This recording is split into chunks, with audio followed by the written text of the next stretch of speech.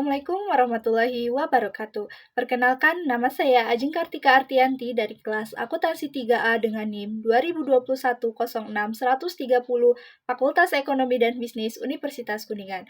Pada kesempatan kali ini, saya akan mempresentasikan hasil analisis laporan keuangan pada suatu perusahaan yaitu PT Samator Indogas Tbk. Video ini dibuat untuk memenuhi salah satu tugas mata kuliah analisis laporan keuangan dengan dosen pengampu Bapak Syahrul Saripudin, SEMM. Sebelum kepada pemaparan analisisnya, di sini saya akan membacakan terlebih dahulu profil perusahaan dari PT Samator Indogas Tbk ini sendiri. Langsung saja kepada profil singkatnya. PT Samator Indogas Tbk adalah perusahaan gas industri terkemuka dengan jaringan terbesar dan juga terluas di Indonesia yang mengoperasikan 55 pabrik dan 103 filling station yang tersebar di 29 provinsi di Indonesia. Bisnis utama dari perusahaan ini adalah memproduksi, memasarkan, dan menjual berbagai macam gas untuk industri dan juga produk-produk terkait di Republik Indonesia dalam bentuk gas cair ataupun gas padat. Selain itu juga, untuk mendukung kegiatan usaha tersebut, perusahaan menjalankan kegiatan usaha jasa yang terkait dengan produk gas yang dihasilkan, seperti memperdagangkan produk gas dari produsen lain kepada pelanggan perseroan, yaitu antara lain specialty gas, rere gas, dan lain sebagainya. Perusahaan juga menyediakan jasa layanan konstruksi dan instalasi infrastruktur gas maupun peralatan, teknologi, dan produk pendukung terkait lainnya. Perusahaan ini melayani kebutuhan gas industri untuk berbagai sektor, termasuk manufaktur, kesehatan, customer goods, infrastruktur, dan banyak lainnya. Nah, langsung saja kepada hasil analisis yang pertama, yaitu ada analisis perbandingan. Nah, analisis perbandingan ini bertujuan untuk mengetahui perubahan-perubahan yang terjadi pada pos-pos di dalam laporan atau data lainnya dalam 2 atau lebih periode yang berbeda-beda. Analisis perbandingan ini dilakukan terhadap 2 laporan keuangan, yaitu laporan keuangan neraca dan juga laporan keuangan laba rugi. Nah, analisis yang pertama ini ada analisis perbandingan pada neraca. Pada analisis ini, saya menggunakan 5 tahun, yaitu dari tahun 2019 sampai dengan tahun 2023. Analisis ini dilakukan perbandingan antar periode. Nah, kebetulan pada saat ini saya menggunakan tahun dasar sebagai pembandingnya, yaitu tahun 2019. Pada pemaparan hasil analisis ini, saya hanya mencantumkan akun-akun besarnya saja, seperti total aset, total liabilitas, total ekuitas, dan juga total liabilitas ekuitas. Dan cara mencarinya itu, misalnya pada total aset 2020 atas 2019, menghitungnya jadi total aset 2020 dikurangi total aset 2019, maka didapatkan hasil dari pengurangan tersebut. Kemudian untuk mencari nilai persentasenya dari hasil pengurangan tadi yang berbentuk rupiah itu dibagi dengan total aset tahun dasar, yaitu tahun 2019.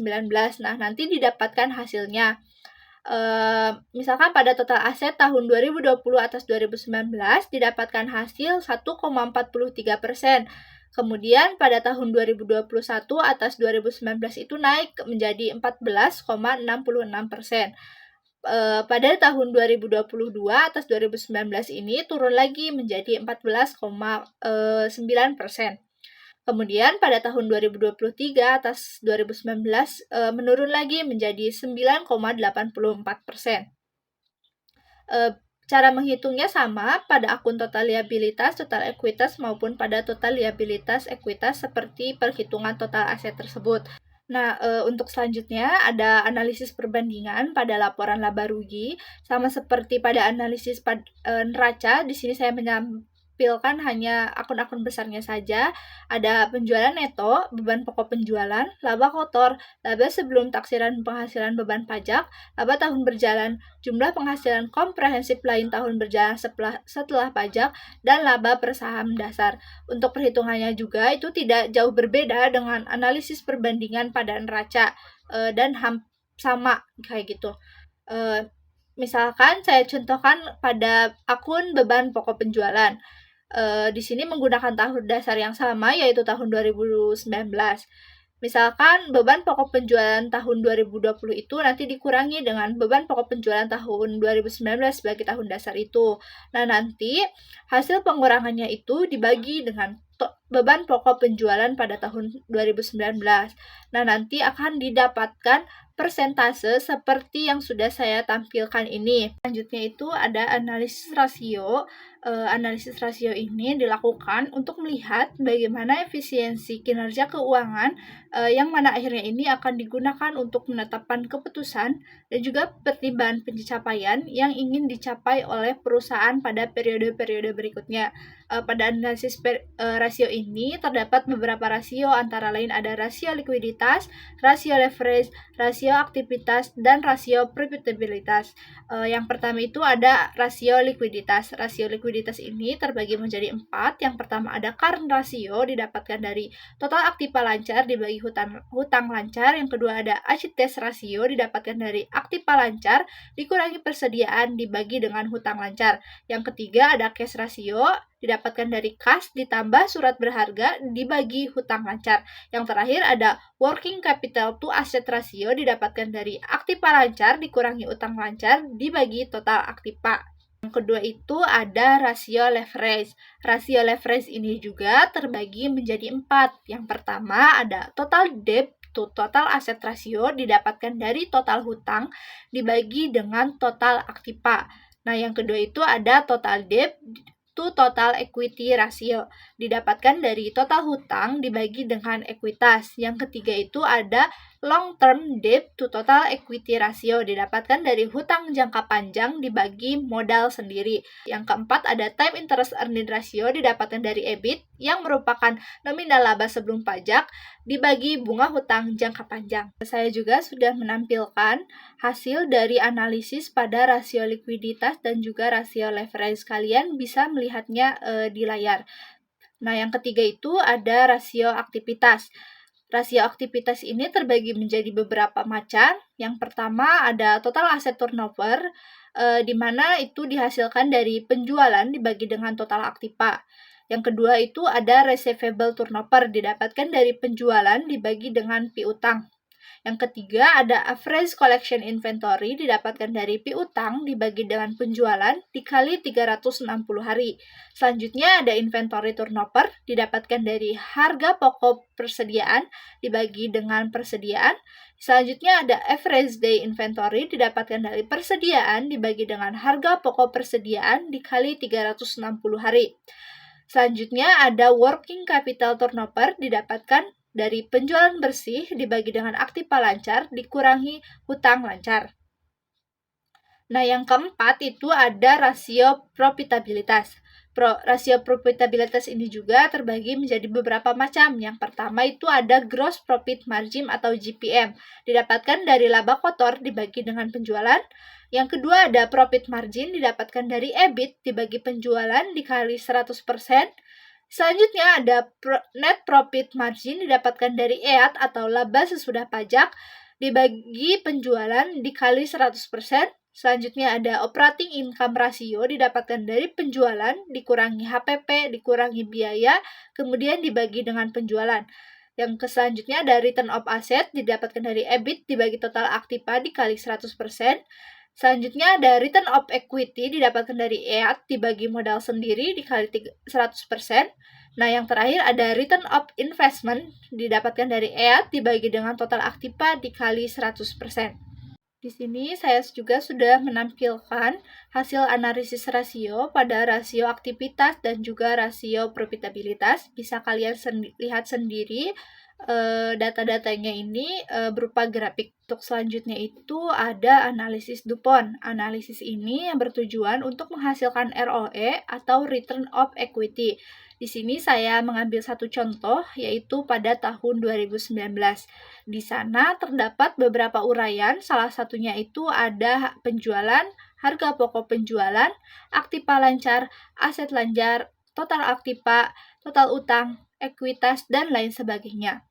Cara pengerjaannya itu, kita bisa memasukkan semua nominal akun, karena nominalnya itu sudah tertera pada analisis sebelumnya dan juga tertera pada laporan keuangan. Maka di sini setiap analisisnya itu memiliki keterkaitan untuk analisis selanjutnya. Nah, sama dengan analisis sebelumnya, analisis DuPont ini juga menggunakan laporan laba rugi dan juga laporan neraca. Pada laporan laba rugi ini terdapat penjualan, harga pokok penjualan, biaya operasional, biaya bunga, dan juga pajak. Nantinya itu akan menghasilkan EAT yang dibagi dengan penjualan yang menghasilkan margin laba bersih sebesar 0,029. Kemudian, pada neraca itu terdapat aktiva lancar, aset tetap, utang lancar, dan juga utang jangka panjang. Nah, dari aktiva lancar ditambah dengan aset tetap itu menghasilkan total aktiva, nantinya akan dibagi dengan penjualan yang menghasilkan perputaran total aktiva 2 kali, yang hasilnya itu ada 0,3314. Nah, kemudian margin laba bersih ini akan dikali dengan perputaran total aktiva 2 kali yang akan menghasilkan ROI sebesar 0,009.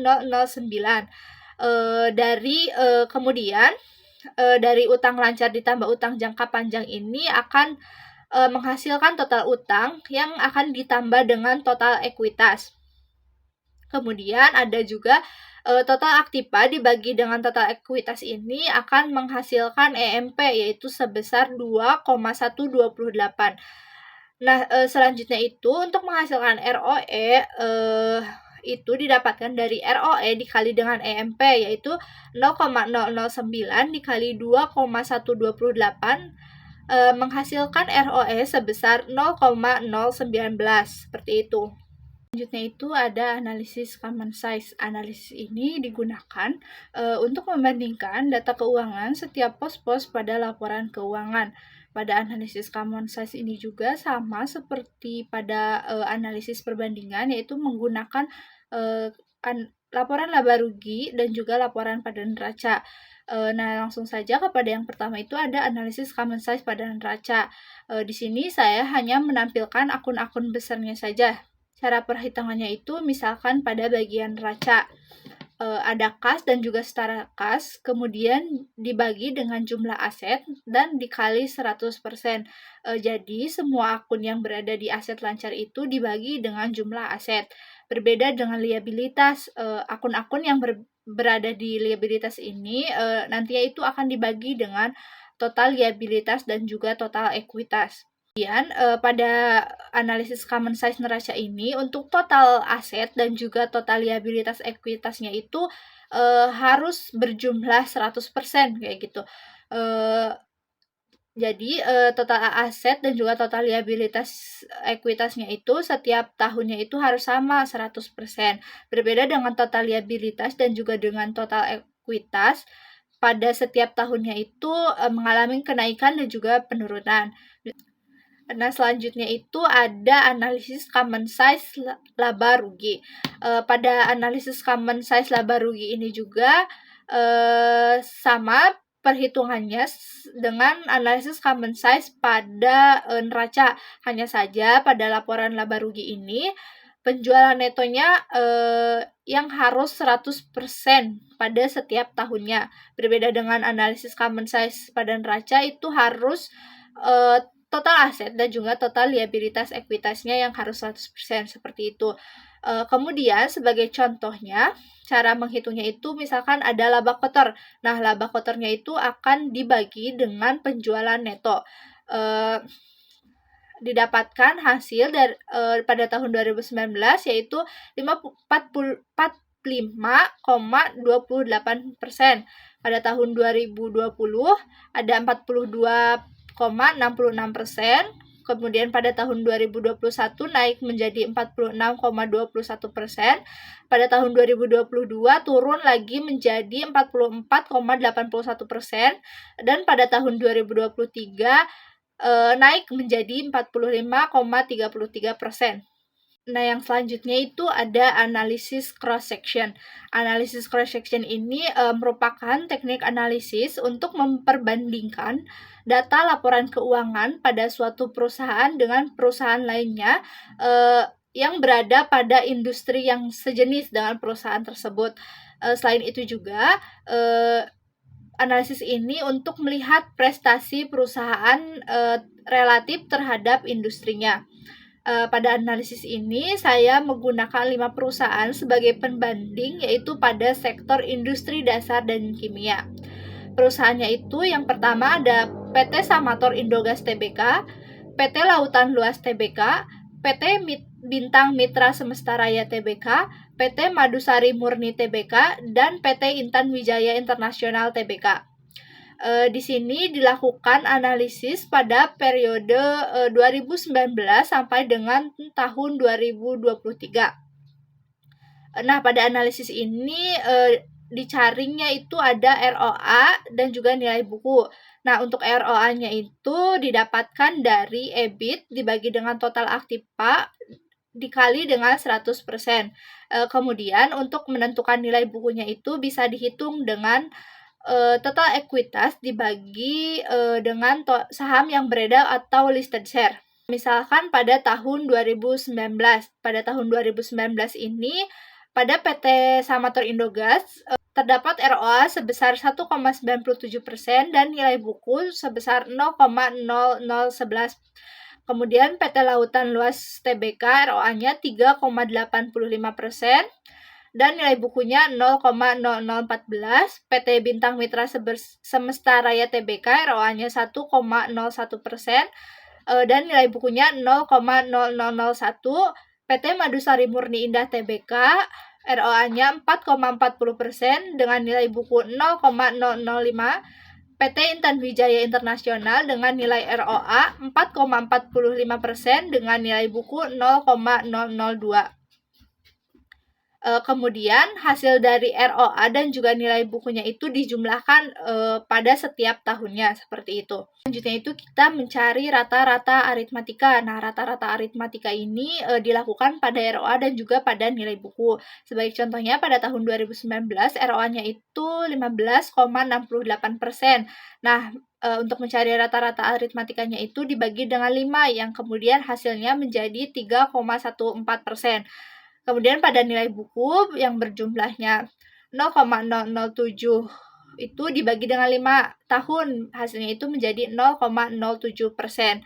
Nah, begitu seterusnya pada setiap perusahaan dan pada setiap tahunnya. Untuk selanjutnya itu menghitung rata-rata tertimbang. Misalkan pada PT Samator Indogas Tbk ini ROA-nya itu senilai 1,97%. Dibagi dengan total yaitu 15,68%, kemudian hasilnya itu menjadi 0,13. Rata-rata tertimbangnya itu nantinya totalnya itu harus berjumlah 1 pada setiap periode dan juga pada setiap perusahaannya itu. Setelah kita mencari rata-rata tertimbang, kemudian kita akan mencari median. Mediannya itu sendiri merupakan nilai tengah dari 5 perusahaan dan 5 periode di dalam ROA maupun nilai buku. Cara menghitungnya itu keseluruhan nilai pada ROA dan pada nilai buku di 5 perusahaan dan 5 periode ini diurutkan terlebih dahulu dari yang terkecil hingga yang terbesar. Kemudian nantinya kita akan mendapatkan nilai tengah dari rata-rata tertimbang ini. Nah, misalkan pada tahun 2019 didapatkan mediannya itu sebesar 0,28. Yaitu kita mencari modus. Modus itu merupakan nilai yang sering muncul pada setiap ROA maupun nilai buku. Misalkan pada tahun 2019 di ROA yang sering munculnya itu ada 0,28. Pada nilai bukunya tidak terdapat modusnya karena nilainya juga yang berbeda-beda, seperti itu. Ada analisis tren. Analisis tren ini bertujuan untuk tendensi atau kecenderungan keadaan suatu perusahaan di masa yang akan datang, baik kecenderungan naik, turun, maupun tetap. Analisis tren ini dilakukan pada laporan keuangan neraca dan laporan keuangan laba rugi. Yang pertama ada analisis tren neraca. Di sini saya hanya menampilkan akun-akun besarnya saja. Nah, cara perhitungannya itu sendiri dengan cara menentukan tahun dasarnya terlebih dahulu. Nah, di sini saya menggunakan tahun dasar yaitu tahun 2019. Contohnya pada total aset. Pada tahun 2019 misalnya Total aset tahun 2019 dibagi dengan total aset tahun 2019-nya tersebut sendiri. Selanjutnya ada 2020 dibagi dengan total aset tahun 2019, 2021 dibagi dengan total aset tahun 2019, begitu seterusnya. Kemudian ada analisis tren pada laba rugi. Untuk perhitungannya itu sendiri sama seperti analisis tren pada neraca. Misalkan pada tahun 2020 itu dibagi dengan tahun dasar 2019. Sebagai contoh ada penjualan neto pada tahun 2019 itu sudah pasti 100%. Kemudian ada tahun 2020 ada 99,30%, tahun 2021 94,14%, tahun 2022 86,33%, tahun 2023 93,83%. Untuk akun-akun lainnya dan untuk tahun-tahun lainnya itu kalian bisa lihat sendiri pada layar yang sudah saya tampilkan. Selanjutnya itu ada analisis time series. Nah, analisis ini merupakan jenis analisis yang melibatkan penggunaan data deret waktu atau data time series untuk membuat model yang akan digunakan sebagai dasar peramalan. Analisis time series ini diperoleh dari ROA perusahaan dan juga ROA industri. ROA perusahaan bisa dicari dengan EBIT dibagi dengan total aktiva dikali 100% pada setiap periode dan pada setiap perusahaannya. Nah, untuk ROA-nya sendiri itu didapatkan dengan cara menjumlahkan dari setiap perusahaan yang nantinya akan menjadi informasi gabungan, kemudian mencari ROA-nya sama, yaitu dengan cara EBIT dibagi dengan total aktiva dikali 100%. Nah, bisa kalian lihat di sini sudah tertera data-data ROA perusahaan dan juga ROA industri pada setiap tahunnya dan pada setiap perusahaannya. Dan pada analisis ini kita akan membandingkan antara ROA perusahaan yang 5 perusahaan itu dengan ROA industri kita sendiri, yaitu industri dasar dan kimia. Di sini saya menampilkan diagram perbandingan ROA perusahaan dan juga industri. ROA industri ditunjukkan dengan warna oranye, sementara PT Samator Indonesia ditunjukkan dengan warna biru, PT Lautan Luas Tbk ditunjukkan dengan warna merah, PT Bintang Semesta Raya ditunjukkan dengan warna hijau, PT Madusari Murni Indah ditunjukkan dengan warna ungu, dan PT Intan Wijaya Internasional ditunjukkan dengan warna biru muda. Dan dengan adanya diagram ini kita bisa melihat perbandingan ROA perusahaan dan juga ROA industrinya, perusahaan mana yang ROA perusahaannya itu lebih besar dari ROA industrinya itu sendiri. Setelah kita lihat di sini ternyata yang lebih besar dari ROA industrinya itu terdapat pada tahun 2021 hingga tahun 2023, yaitu pada PT Bintang Semesta Raya Tbk. Analisis yang selanjutnya itu ada analisis sumber dan penggunaan kas. Analisis sumber dan penggunaan kas itu dilakukan pada laporan keuangan neraca saja. Dan di sini saya menampilkan hanya akun-akun besarnya saja. Analisis ini itu digunakan untuk memprediksi kebutuhan kas di masa yang akan datang. Sumbernya itu diperoleh dari penjualan, investasi jangka panjang, kemudian penjualan emisi saham atau adanya tambahan modal.